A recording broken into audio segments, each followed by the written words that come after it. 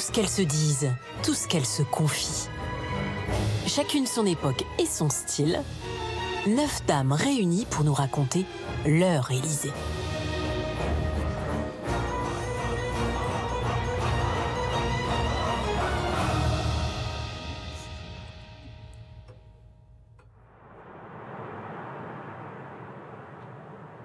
Avant Brigitte, l'actuelle locataire de l'Élysée, il y a une longue lignée de premières dames.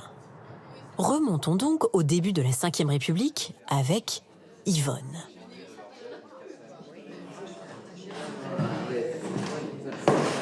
Comment a-t-elle trouvé sa place il y a plus de 60 ans dans l'ombre du général de Gaulle ?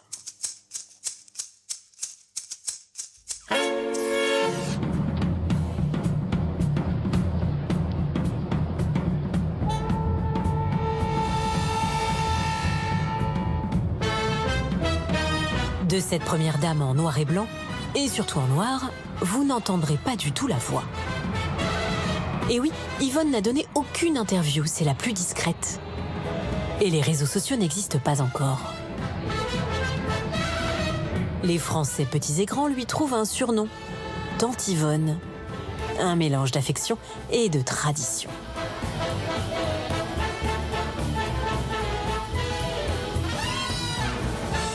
Dès son premier jour à l'Élysée, Yvonne commande au Louvre une Pietà, une petite statue de Jésus mourant dans les bras de Marie.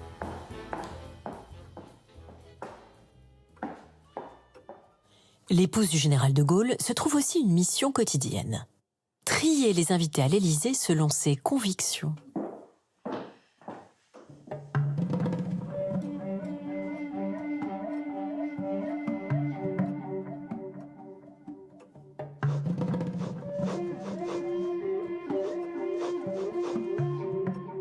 Il y a un code moral qui est instauré à l'Élysée sous l'égide de la Première Dame. On ne peut même pas l'imaginer aujourd'hui. Pas de divorcés, pas d'homosexuels, pas de grandes décolletées, des mini-jupes, n'en parlons même pas.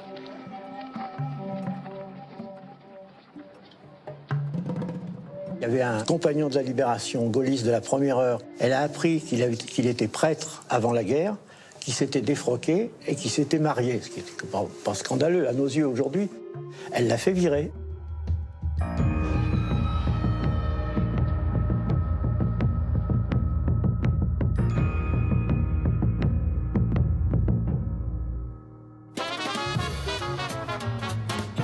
Pas de censure en revanche avec les grands de ce monde, même s'ils vivent parfois dans le péché, n'est-ce pas, Monsieur Kennedy ?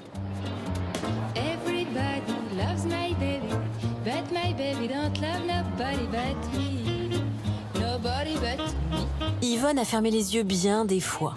Par exemple, sur les frasques de la famille royale d'Angleterre, sur les soirées mondaines avec les artistes. Mais quand Brigitte Bardot a été invitée par le général à l'Élysée, alors là, Tante Yvonne n'a pas digéré. De Gaulle l'a regardé d'un œil tout à fait allumé. Il était amateur de femmes. Ça a agacé Yvonne parce que pour elle, Brigitte Bardot, c'était le symbole du vice. La liberté sexuelle, c'est pas son monde. Et vous savez quoi ? Moi, Marianne, c'est à cette époque que j'ai pris le visage de Brigitte Bardot. Imaginez la tête d'Yvonne. Yvonne est une première dame qui vit dans une France en pleine révolution. Mai 68 se dessine, les femmes revendiquent le droit à la contraception et la pilule n'est pas autorisée. En France, depuis 1920, la loi réprime toute diffusion d'informations concernant l'avortement et toute propagande anticonceptionnelle. J'ai 32 ans et j'estime que 3 enfants, c'est l'équilibre du couple, ça pose assez de problèmes comme ça pour les élever. Je ne voudrais pas en avoir d'autres. Mon mari n'a pas encore terminé son service militaire et je travaille et je ne peux pas élever un deuxième enfant pour l'instant.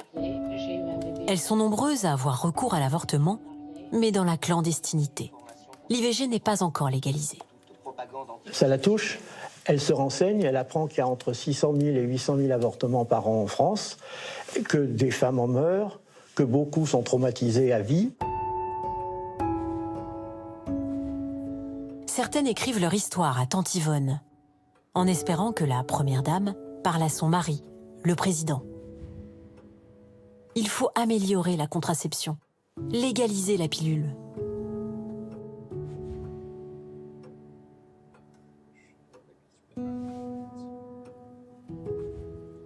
Elle est chrétienne, c'est-à-dire qu'elle réprouve totalement la femme adultère, la femme qui tombe, la prostituée. Mais par contre, les femmes qui souffrent, eh bien, la charité commande de les relever.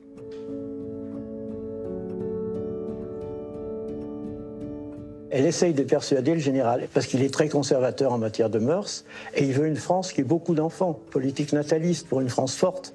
Et donc, il disait, si on admet la pilule, les Français vont bézouiller dans tous les coins. Le sexe va tout envahir, va tout submerger. Et il dit à sa femme, mais la femme, c'est pas une machine à faire l'amour.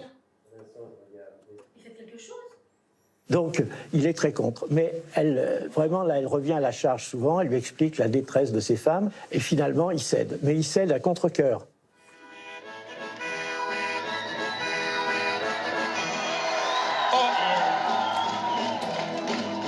J'ai reçu une lettre de la présidence me demandant, Antoine, vous avez du bon sens.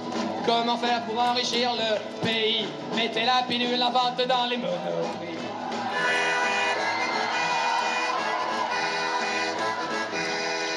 Oh yeah!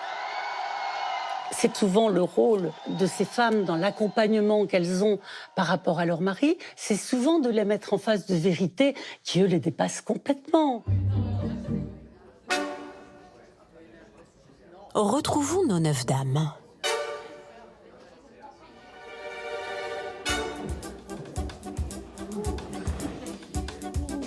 Après avoir goûté aux années de Gaulle avec Yvonne, j'ai pu, en tant que Marianne, découvrir un tout autre style de première dame, celui de Claude Pompidou.